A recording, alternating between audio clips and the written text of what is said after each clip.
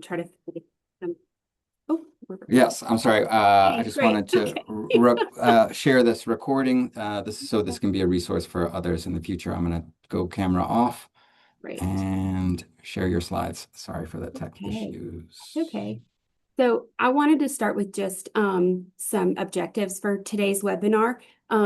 First, just to give you a broad overview of APS, kind of like a behind the scenes of how it works, and help you understand the process with the goal of hopefully you feeling more comfortable and confident if you think that you might need to make an APS report, and hopefully, if there's any anxiety around doing that, try to alleviate some of that anxiety, and answer any questions that you either have had for a while or anything that might come up during my presentation. One thing I did want to mention before I get started is I know we've got folks from several different counties. I work for Henderson County. That said, APS is a service that is legally mandated. So all of this stuff comes from North Carolina law and policy. And so in theory, it really should look very similar no matter what county you're in. But that being said, we have 100 different counties in North Carolina, and that just means that how one county might handle something maybe it's slightly different than how another county might handle something or might view a case. And so I just want to kind of put that out there, just so that everybody's kind of aware that it should be mostly similar, but there could be a few differences, even within our Western region. Next slide. So, and again, I realize that this is much too long, so I am not going to go into the general statute that guides APS work. But I did want to just let you know that APS is a mandated service under North Carolina law, and that law places the responsibility and the authority to investigate these reports of abuse, neglect, and exploitation of disabled adults with the DSS director of the county, and then the staff acts on behalf of the director. And the main thing on this slide that I wanted to point out, because I think it's important for this audience, is that you've probably heard the term mandated reporter thrown around throughout your career. Um, but I think it's important to know that in APS, anybody who has a reason to think that a disabled adult is in need of protection, and the law says they shall make a report to the county DSS. And I think I like to point that out because I think it can alleviate a little bit of people's anxiety about should I or shouldn't I. The answer is, in most cases, it's a good idea. If you think that that a disabled individual is in need of protection because they're being abused, neglected, or exploited, then you really should go ahead and call your county DSS.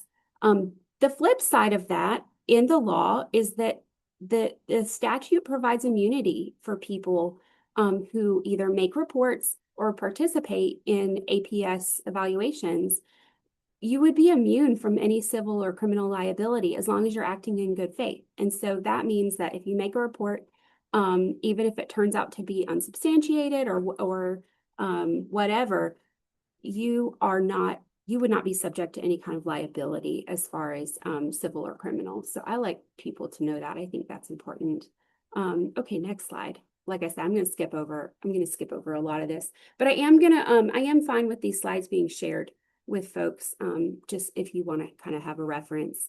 Um, I usually like to start by getting us all on the same page with terminology that I'm gonna throw around.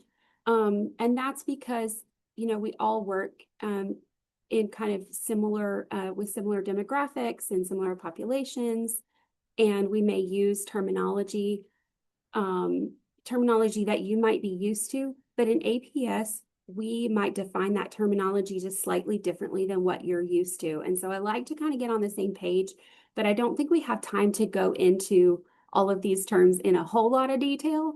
But you can kind of see the list here, and I want to point out just a few things. And so I want to point out that when we say disabled adult in adult protective services, what we are looking at is someone's physically or mentally incapacitated. So we're looking at functional disability. we are not so concerned about whether they get an SSI check or anything like that. We don't, even if they don't, that doesn't mean that we wouldn't take a look at that case. Because we're looking at their ability to either meet their needs or arrange for their needs to be met. So ADLs and IADLs, as is a term I'm sure you're familiar with. The other things that I wanted to point out is when we talk about abuse, you will hear that term thrown around a lot. But when APS is talking about abuse, we're talking about something that is by a caregiver and something that is intentional. And I think that's important to recognize that when we use that term, we mean something willfully inflicted upon someone by their caregiver. Neglect, on the other hand, does not need to be willful and usually isn't. It's usually not intentional. So that would be a caregiver, but almost always it's not intentional. It's a person who can't meet these needs for themselves, which is what we call self-neglect. And then I think the term caretaker is also, that's an interesting term. And I think it's sort of important to define it a little bit because there are folks that are considered a caretaker and there are folks who really shouldn't be considered a caretaker. And so the way I like to frame it is you're looking at whether someone is comprehensively and ongoingly responsible for an individual. So something like a hospital stay, even though I might think, well, the hospital is my caregiver if I'm in the hospital. But in terms of APS, a hospital, an in-home aide who's only in there for a few hours a day, adult day services, those are not things that are considered a caretaker. But something like a guardian or a family member who's assumed responsibility for that person, that would be considered potentially a caregiver for that person. I'm going to go ahead and go to the next slide. This is another, I'm not going to go into a lot of this because I want to get to the really good stuff. But this slide goes over the APS process and how it flows from step to step and gives you an idea of some of the time frames that we use when we're going through the APS process. And I just want you to know that APS is a very defined step-by-step process, and it has its own time frames and steps that have to be taken when we open up an APS case. And you can go to the next slide because I'm gonna go into most of these steps later in the presentation. Okay, so now for a slide that I think is actually hopefully helpful to you all. Because I'm sure a lot of you have made APS reports, and usually if I'm in the room with folks, I'll ask how many people have made an APS report and who hasn't, and get an idea of your experience of making APS reports. But here I'll just say that either way, I think that these are some tips that I hope would be helpful for callers, and in my experience are helpful to callers. And the first thing is that APS is 24/7, 365, so you can call anytime. Holidays, weekends, whatever, you can call us if you need to make an APS report. I like to say it's best to make the report to the county that the person lives in, but if you don't know it or you call the wrong DSS, I want you to know that that's okay. It's not going to stop the process. We're not going to say, oh, sorry, this is Henderson, you got to call Buncombe. We're going to take your report. Either way, we're going to take it and then we will get it to the right place. We'll figure that all out behind the scenes. So don't let that hold you up or keep you from making a report in a timely manner if you feel like you need to do so. Just go ahead and call. You could actually call any county in North Carolina and make your report and we get it to the right place. The next thing is, I like for people to be prepared to be asked a lot of questions, and I put sorry in parentheses there because the form is long, it's repetitive. If you've made one before, you kind of know that, and we're very sorry. I like to say it's not my form, it's the state's form. They wrote it, but it is designed to pull out information that we need in order to screen reports properly. That said, if you don't know all the answers, like if we're asking you this long, you'll know if you've made one. There's like a long list of stuff that we're asking. If you don't know all the answers, that's really okay. Just give us as much as you can, and then we can work with that. Sometimes we might need to call you back for more information. So if we call back, we just ask that you please answer if you're able to give us a little bit more information that that's probably something that the supervisor has asked or might need for their screening decision. Um, and then reporters are entitled to get a notification about the screening decision and the actually and the case outcome. And so you can request that. You're entitled to request that.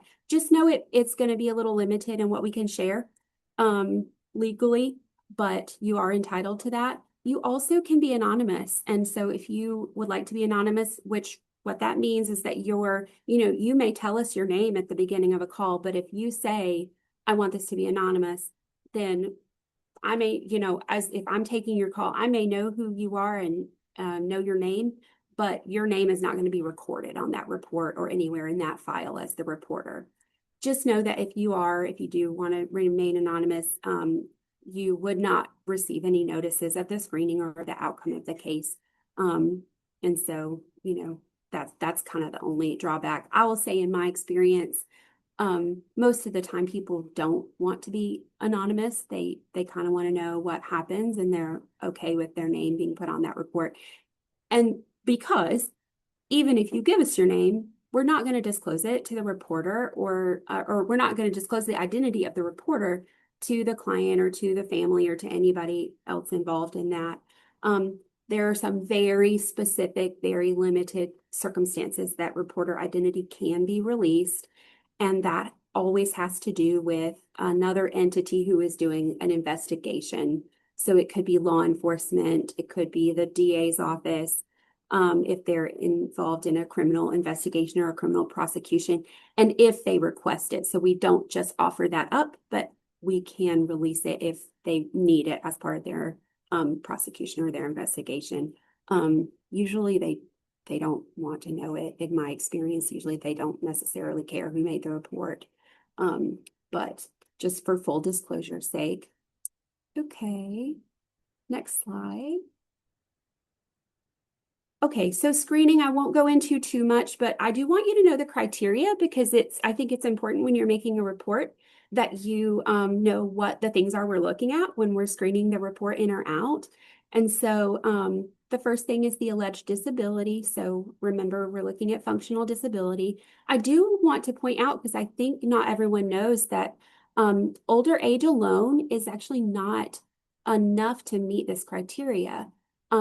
That is going to be different in different states, but in North Carolina, we have to be able to show that there's an allegation of a disability.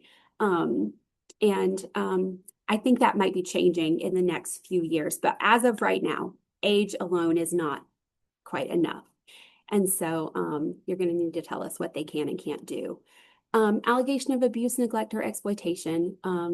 Again, I think that's pretty self-explanatory, just kind of what happened, what's going wrong, they might ask you, what made you call today? And what we're looking for there is, tell us what's happening to this person that you're worried about. And then number 3 is that they are in need of protection. And that's because the bad thing, the abuse, neglect, or exploitation is happening. It's still happening, and they can't protect themselves from it. And so an example I like to use for a time where a report might get screened out would be like if someone is alleged to have been abused in a facility, but like let's say their family moved them to a different facility, or they decided to move to a different facility, then we wouldn't need to get involved with APS because there's not really a need of protection, but we would send that information to the DA and law enforcement for them to do what they do and follow up and hopefully do an investigation there. And potentially also the Division of Health Service Regulation, which is the office that oversees like facilities in North Carolina. I like to tell you about the response time piece of this because you will be asked, is there an immediate risk of death? Is there a risk of irreparable harm to this individual? And that information is going to help us determine how quickly we need to get out there to see that person, because an APS evaluation always starts with a visit to the adult, an unannounced visit to the adult. And so when you get asked those questions when you're making a report, that's the reason for that, is that your input is really important to help us determine how quickly we need to get out to see that person. So you can kind of see the different response time options, immediate if there's a risk of death, 24 hours if there's a risk of irreparable harm, and then everything else is within 72 hours. So you can rest assured that if a report gets screened in on your person, we're going to do our best. I mean, we're going to go out within 72 hours and, try to see that person. Okay, you can go to the next slide. Okay. So then after we screen in a report, I want to let you know what happens because I think sometimes people make a report and maybe they get a notice that says it's been screened in, but then you feel like, well, what's going on? You kind of want to know what's happening. And so this is like a little behind the scenes of what happens during an evaluation of a APS report. You can see that there's a list of things here, and it's a lot of different things that we're doing. The visits to the adult. We're looking at all their functional areas and filling out this long evaluation form. We're exploring those allegations and anything else that could be happening to the adult. So, for example, we may get an exploitation case where maybe the bank has called us and said, we think, their banking looks funky and we think they're being scammed. And we may get out there and they have a hole in their roof or mobility. They have, they're falling. There could be other things that are happening. So we're going to look at the situation comprehensively to see if what's going on with that person. That includes medical records. So we do ask for medical records. We try to get them. It's, mostly we are able to get them. Sometimes we have a little bit of trouble, but we are legally able to access the medical records. Bank records, I say it's tricky. So if we have an exploitation case and we need bank records, we have certain avenues we can use to try to get those bank records. But, it's hard to access people's bank records as it should be. It should be hard to access people's bank records, but we will try to do that, and we'll make collateral contacts. And collateral contacts, that's where you all may come in also under collateral contacts, because if we know you're working with an adult, we may call you and say, we have this APS report, do you have concerns? Here's, can you tell us kind of your experience, what's going on? And again, that's kind of why I wanted to point out earlier in the presentation that you are immune from civil or criminal liability if you assist or participate in an APS evaluation. But we like to hear from we're just getting a snapshot when we go visit that person, and so it's really helpful to hear from family, other people who are working with them, anybody who's involved in their life on a regular basis. It's really helpful to us to get your input on what's going on with them. And so then I like to say this because I think it's important to name it, that people can't really decline this, I say invasive but necessary process. It is invasive, and we understand that. And that's why we do our best to only screen in reports that really do meet the criteria. And I can only speak for my own staff when I say that, but I think I feel certain this is true of my colleagues in other counties too. We really try to be as gentle as we can with this process and make it as easy on that adult as we can, because we understand that it's, it can be very jarring to have someone show up at your door and to kind of have this process forced on you. But it is necessary in order to get a thorough, comprehensive look at what's happening and see if they need our services in an ongoing capacity. Okay, next slide. I hope I'm going quick enough, but not too quick. So after all that happens, after all of that stuff, then we reach a point where we are going to make a case decision, and that the time frame for that is going to be up to 30 days in most cases, up to 30 days. If there's exploitation allegations, it can be up to 45 days, and that's usually because bank records, if we need those take longer to get. And so, it's both a fast process, but I think on the other end, if you're working with an individual who you're worried about, I think that could probably feel like a really long time to be waiting. Um, just know that that stuff that's going on behind the scenes is all for a good reason to get us to this point where we're making case decision and trying to figure out next steps for the individual and trying to figure out whether we need to remain involved. Um, and so when we get to this point for this case decision, what we're doing is we're just asking those same three questions that we asked when we got that report. But this time, instead of allegations, we want to know, can we say yes to these questions? Are they disabled? Have they been abused, neglected, or exploited? And are they in need of protection? If we say yes to all three, that's a substantiated case, meaning we're saying that person needs protective services and we're going to take the next steps.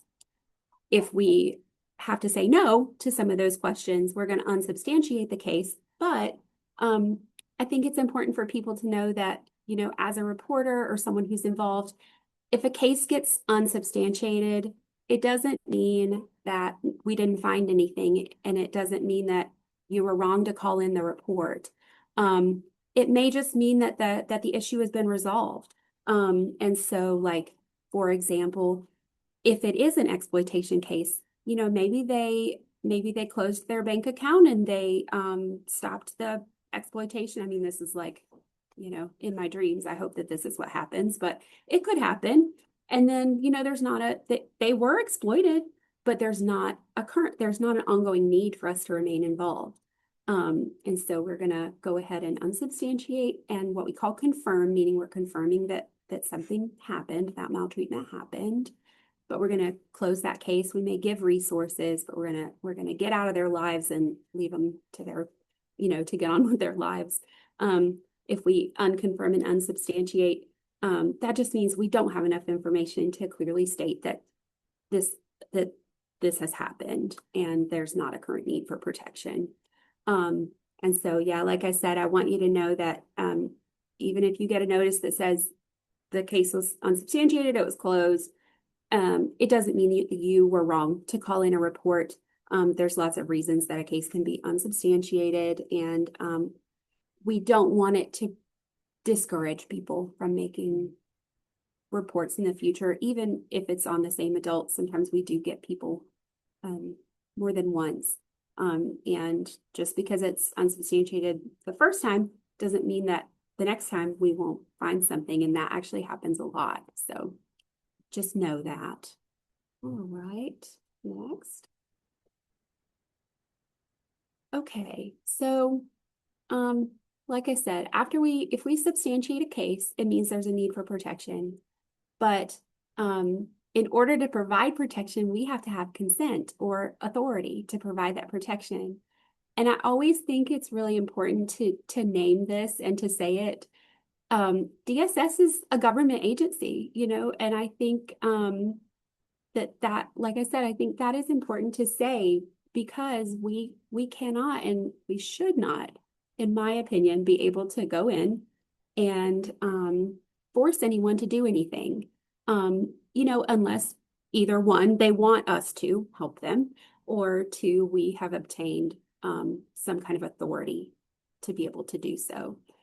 So, you know, best case scenario, the adult has capacity, and I'm going to talk a little bit about capacity. I'm going to hit on that in just a minute. But if they have capacity and they sign a consent for our services, then we can get in there and we can help them.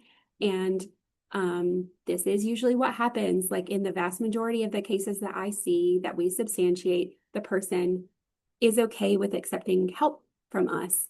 But on the other hand, they can decline because, as you all know, adults who have their capacity have a right to make their own decisions. And so at that point, you know, we give them resources. We can talk to them about it, but we are going to have to walk away and close the case. And that is hard. It does happen sometimes, and it's hard. I will say for Henderson County, our rate at which people decline protective services is pretty low. And so I feel good about that because I feel like, you know, in most cases we've built some sort of little bit of rapport with the person, and they do want to continue to work with us and get some help. Now, if somebody lacks capacity to consent, that is where we have to figure it out. We have to problem solve what to do next. If they have a power of attorney or a guardian, it's possible that that person could consent on their behalf. It's going to kind of depend on the type, like the specifics of that POA or that guardianship. In Henderson County, we have our attorney weigh in on that. But that's also a good option because there are times when we can get that consent through that legal decision maker and not have to go to court, which is good.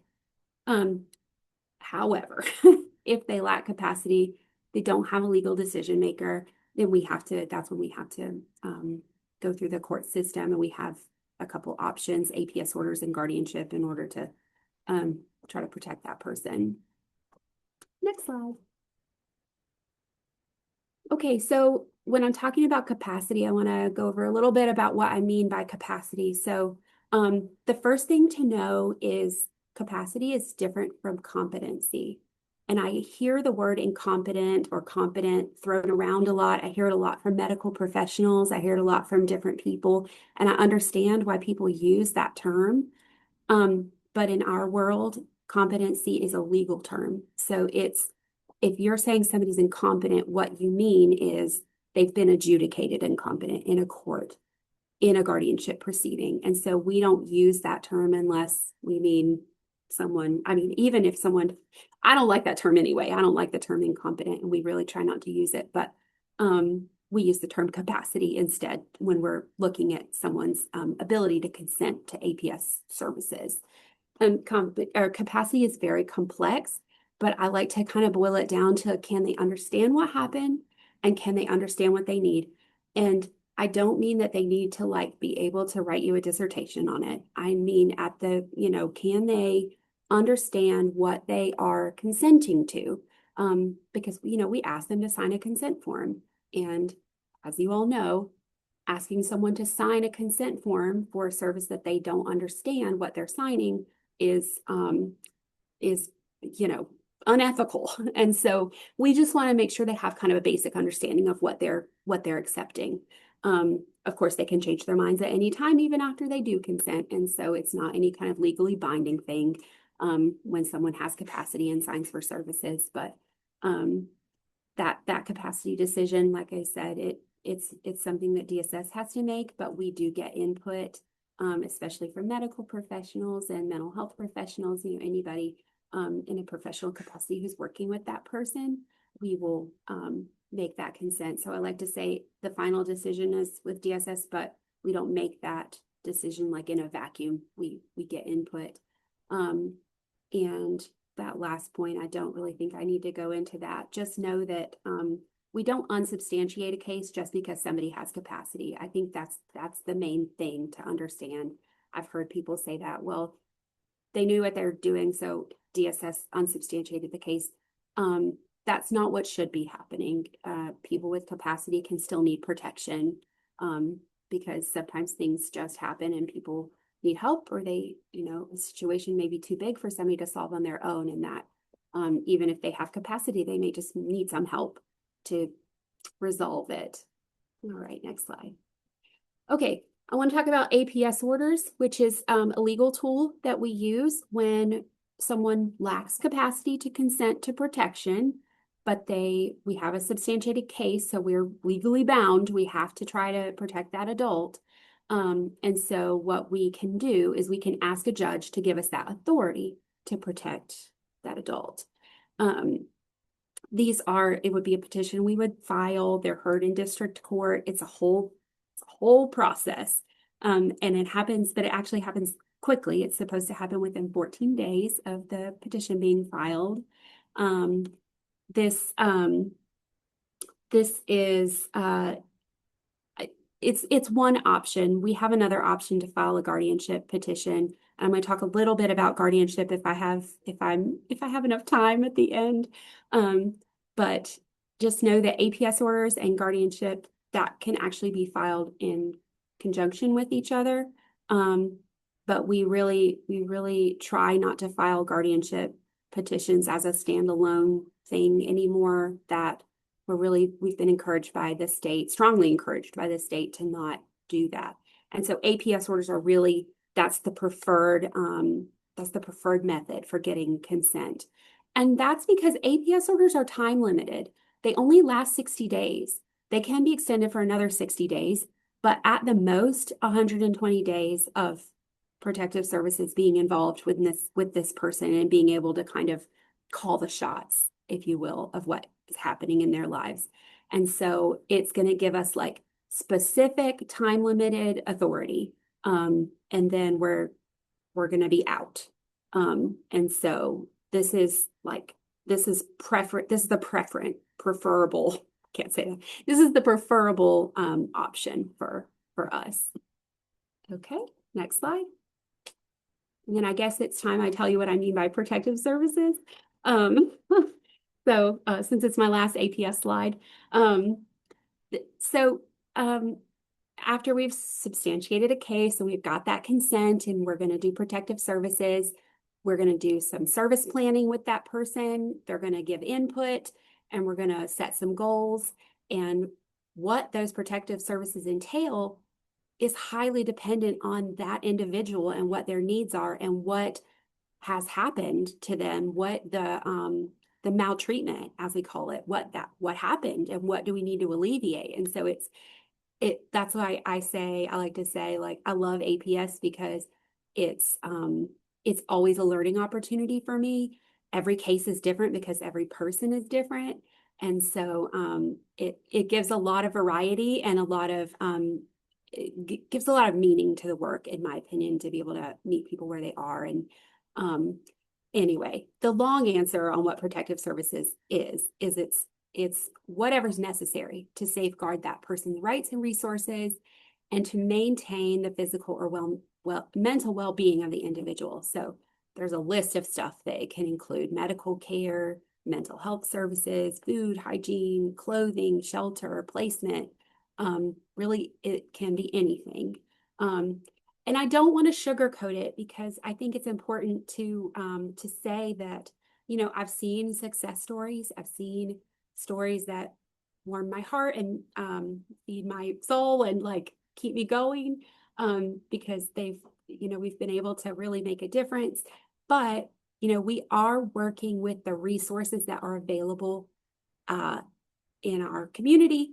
And I don't have to tell a single one of you that there are gaps in those services that, you all know that you're out there, you're putting in your own efforts to work within a system that really doesn't, unfortunately, prioritize disabled adults a lot of the time.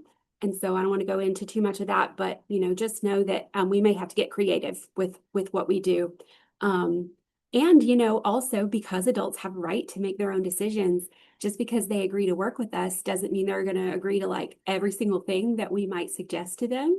And they can say no. And so sometimes we will need to compromise. And actually our policy manual directs us to compromise if someone doesn't want part of what we're offering. So a good example might be placement in an adult care facility.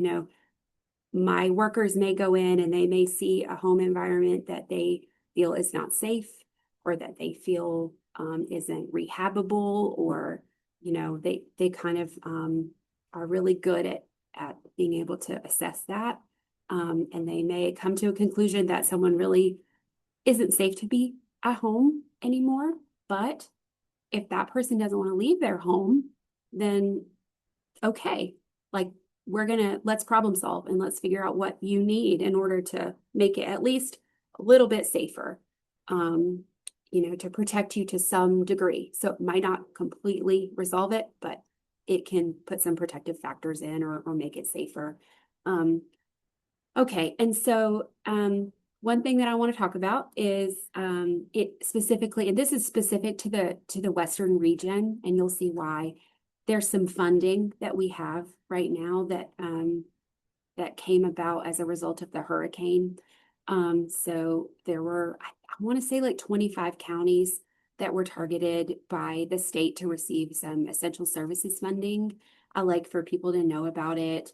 It's specific to help people in protective and in AP who have open APS cases or guardianship. Um, and I really can't speak for other counties, but I know all of the counties around here got essential services funding.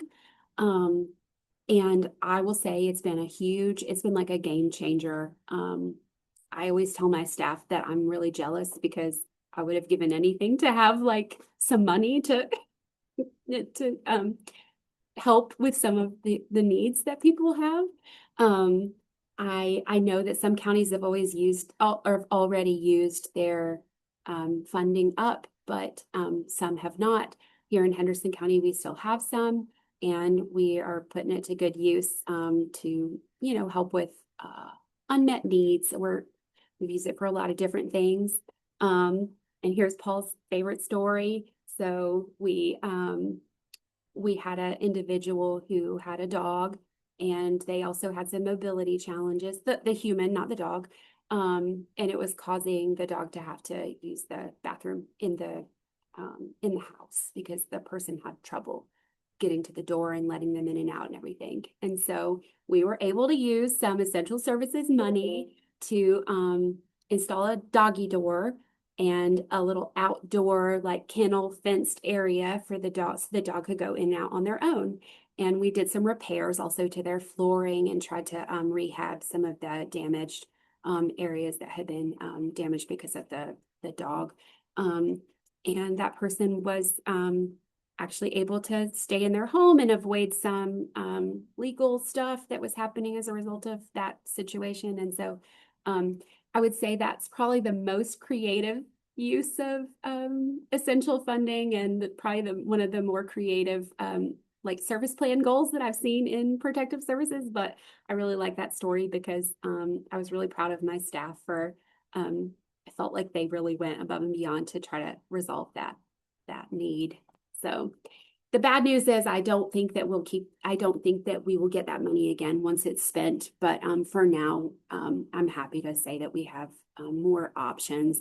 Once the money is gone, then we will have to kind of go back to problem solving, getting a little bit more creative, thinking outside of the box to try to get people's needs met. But for now, we're just grateful to have that as an option.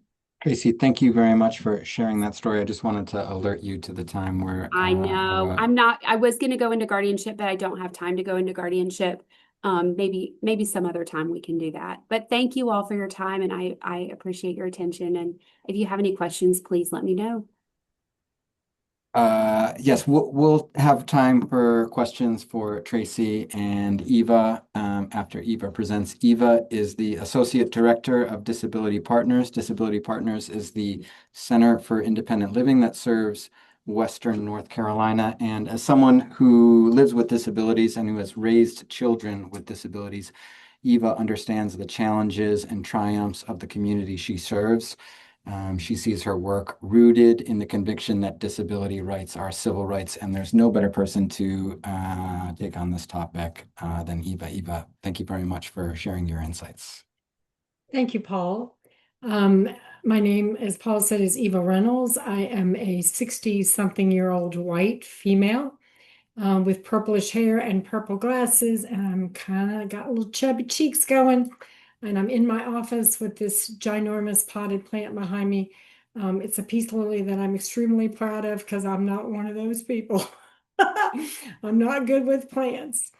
But anyway, I'm so happy to be here to talk to you a little bit about what adult services and APS services look like from an agency's perspective. I'm ready for the next slide. Let me just tell you a little bit about disability partners and centers for independent living, in part because this is a term we hear a lot. In our context, we are private, nonprofit, consumer-controlled, community-based organizations for people with all types of disabilities. So we work cross-disability with the goals of maintaining civil rights, controlling choices, and the freedom to participate fully in our communities. We were actually created under Title VII of the Rehabilitation Act of 1973, which was most recently reauthorized and amended in 2014. A minimum of 51% of our staff, as well as 50% of our board, are people living with disabilities. We definitely believe in the motto, nothing about us without us. There are 770 federally funded centers for independent living in the US. Every center provides the required core services, and then each center will have additional services as their communities, the needs in their community arise. So our core services are information referral, peer support.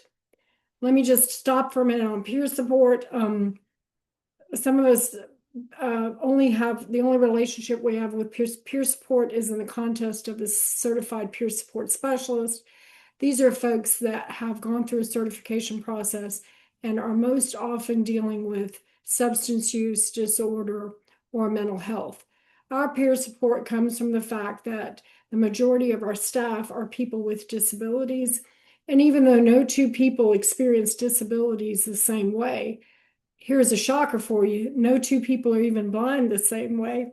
We all experience the intersectionality of having to struggle with living with our disabilities, finding work, healthcare, managing our lives and our disabilities. So that's the way we come at peer support. We also do independent living skills. We do a lot of advocacy, which includes system and self-advocacy. And then we work with transition to community-based living, which is a three-prong approach. We work with people in nursing homes or skilled care facilities to help them transition back into the community. There are a lot of people who can live in the community with the right community supports. We also do diversion, and that is to keep people out of facilities to start with.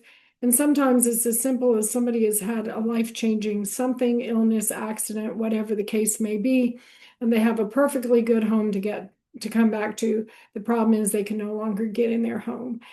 So to be able to assist with something like a ramp is a transition and diversion. And then we work with youth with disabilities. And like I said, every center, I don't care if they're North Carolina, California, or guess what? There are centers for independent living in Puerto Rico, and then also San Juan. There are centers for independent living in Japan, not funded under our money, but with the same kind of foundation that we have in the philosophy of IL.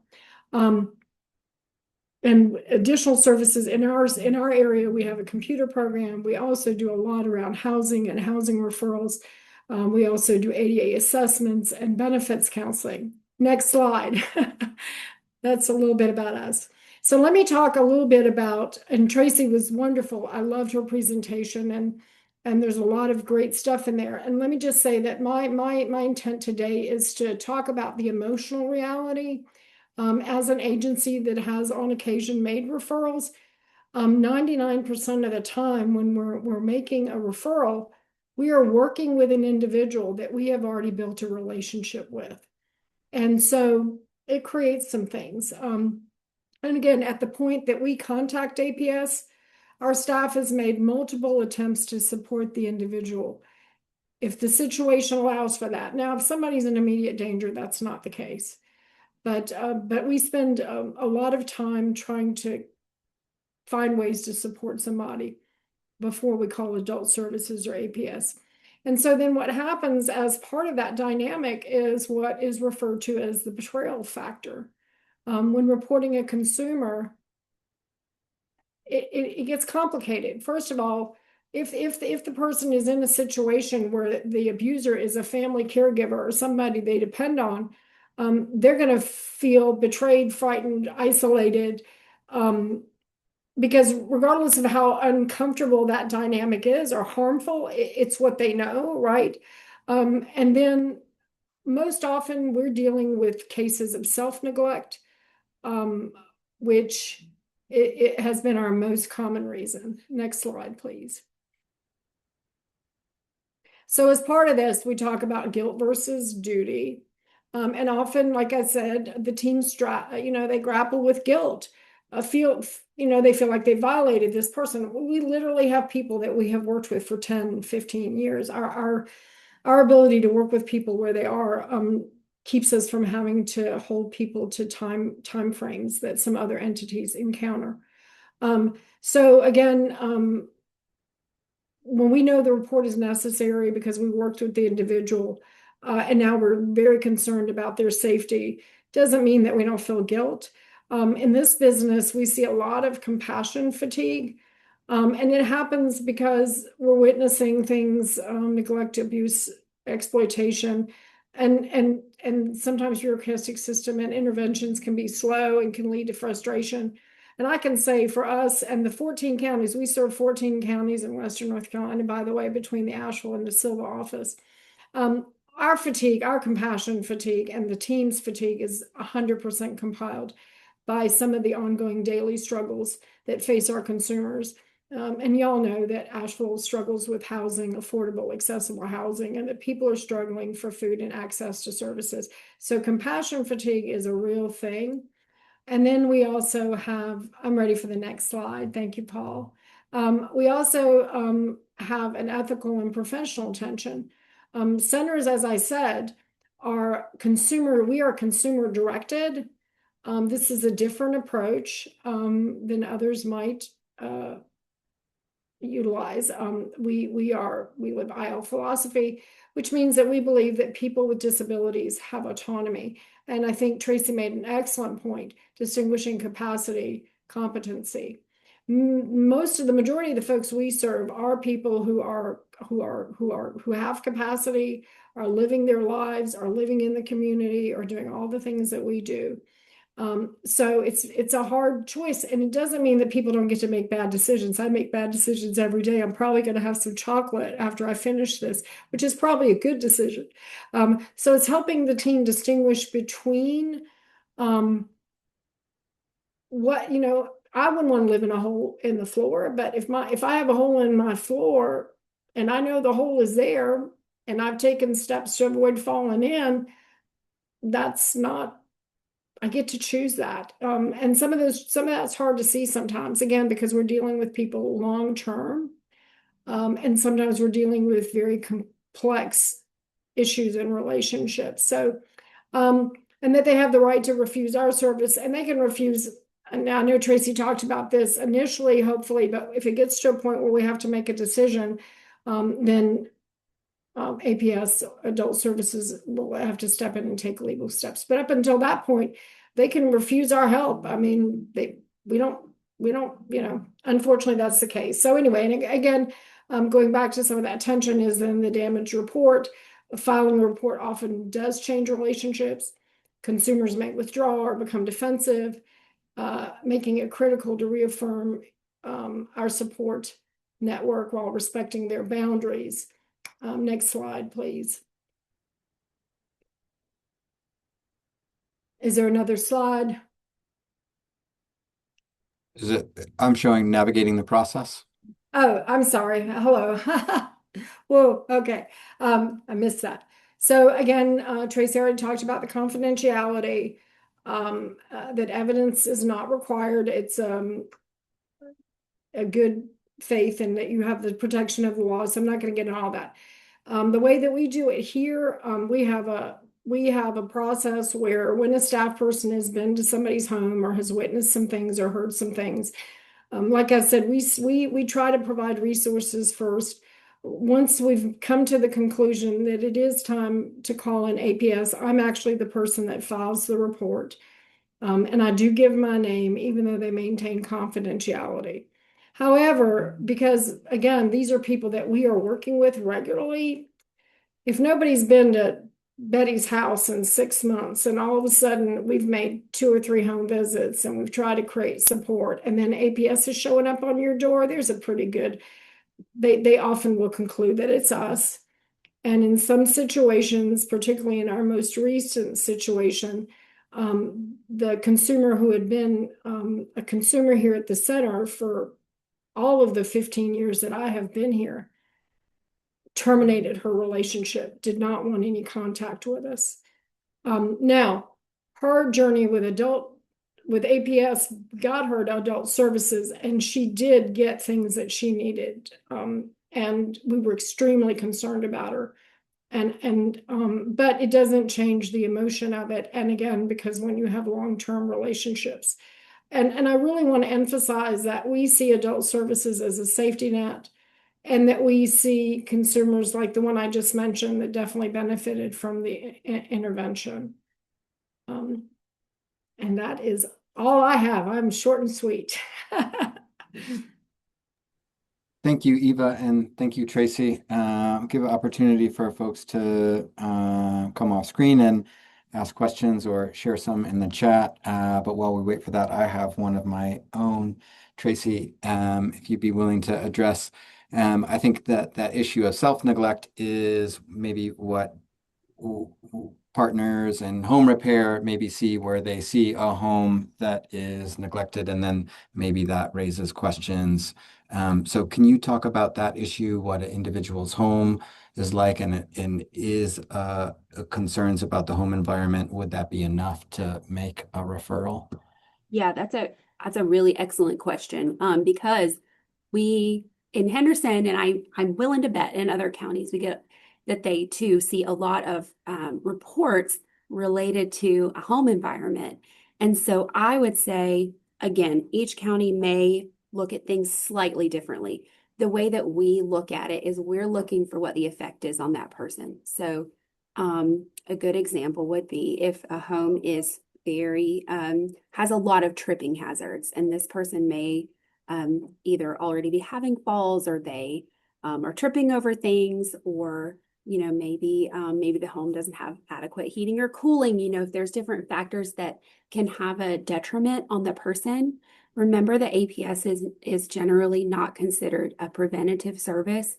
And so what we're really looking for, and Eva brought up a really good point, you don't have to have proof. You don't have to prove anything when you make your report, but we kind of need to hear how it's affecting the person. Maybe they have wounds, and a house that has certain, level of uncleanliness may affect their wounds.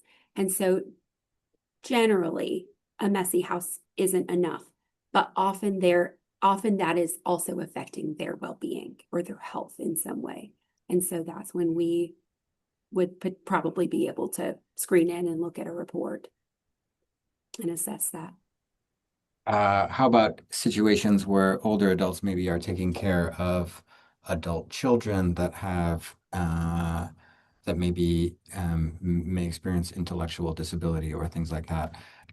Or is there considerations in that type of relationship where the home environment may have repair concerns and things like that? Can you talk about that a little bit? Yeah, I'd be happy to.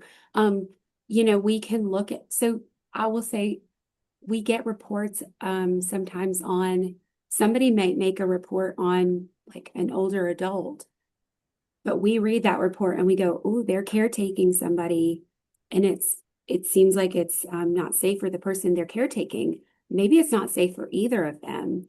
Maybe we go out, maybe we screen it in on the parent, but we go out and we have a concern of our own for the person being cared for. And so it can really be either individual, because APS looks at the individual, not, the family, or even in a facility, we're looking at that specific individual. And so we can have reports on multiple people within the same home. And certainly, again, a home environment, can definitely be a factor if it's affecting somebody's health or their well-being, and causing some kind of harm to them. Eva, do you have insights on either one of those questions, how Disability Partners addresses situations like the ones I described? So we do, and we've had situations because we do housing referrals. Part of our job is tenancy support. So we'll get calls sometimes from the state saying so-and-so can't pass their inspection on their apartment because they're hoarders and they're blocking, they have to have access to certain things or it doesn't pass inspection. That's the most common call we get. And again, we'll go in and we'll try, because again, losing your safe, affordable housing is a risk, right? It puts you at high risk for other things, including institutionalization, which we work hard to prevent. So again, we try to go in and work. We don't case manage, so centers don't case manage. We're a little different in that way, but we do try to create tools, resources, encourage people. But if they're if they're not eminent, whatever. But now losing their housing, that's where it gets slippery for us sometimes, right? Because I don't want you to lose your housing, and yet doesn't mean you don't have capacity. And so some of those are really challenging. And then we'll go in and we'll figure out a way, we'll get it done, you'll pass an inspection, and 6 months later, guess what happens? We get another call because some of these issues are mental health issues, right? It's not just that somebody doesn't clean their bathroom as much as you would like them to. So I think that again, it's trying to be really aware of what's available and out there, what kind of supports you can offer, and it can get. We run into the situation you were just talking about in a case where an older adult is caring for a person. I get a lot of those calls, and they are complicated. Sometimes it'll be somebody, let's say this is a situation that has happened to me more than once. An older adult who at this point is in their later years. They're like in their 70s and 80s. They have a 45-year-old adult child with significant Down syndrome living at home. They're struggling to care for the child, but they're also struggling. So I talk about, look, planning, making some hard choices now. If something happens to you, somebody else is going to step in and make those choices for you.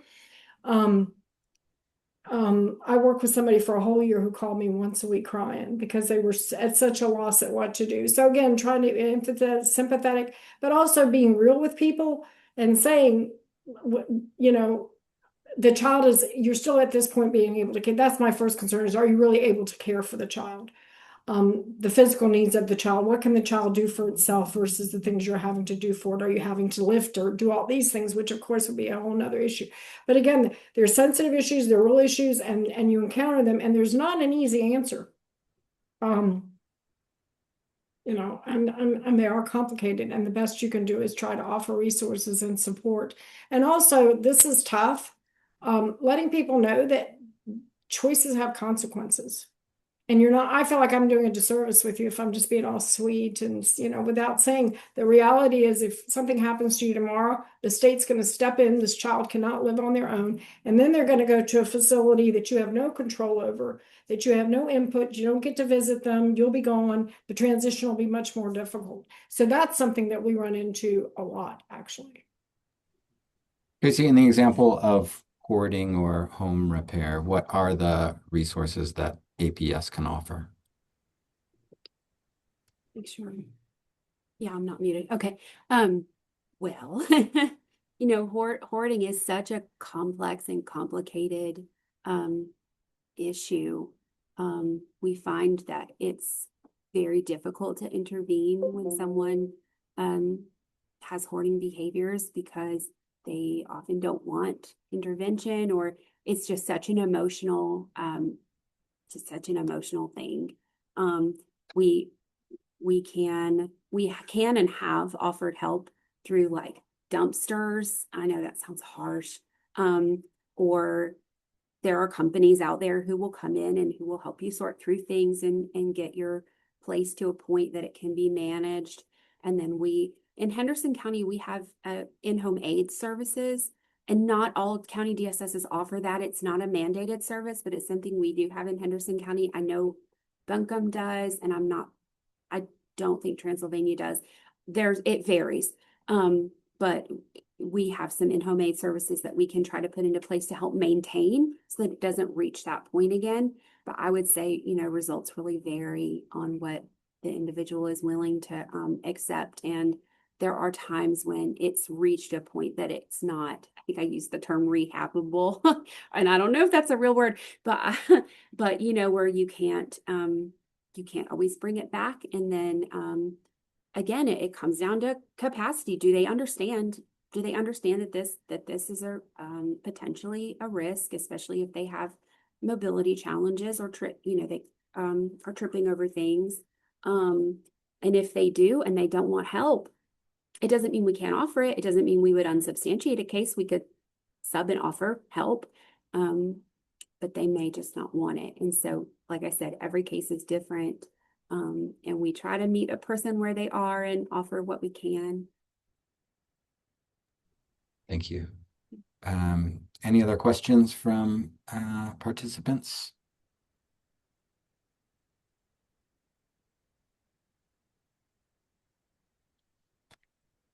Well, I hope that this webinar shared some resources, some knowledge, some insight, maybe some connections to support you and your organization when dealing with these challenging cases and residents that may need extra support and extra care. It's good to know um, that Adult Protective Services can offer resources without really invading too much on the individual's independence. Yeah, and Eva, thank you for your insights and your perspective as a disability rights advocate.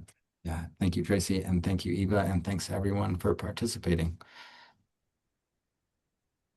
Thank you, everyone.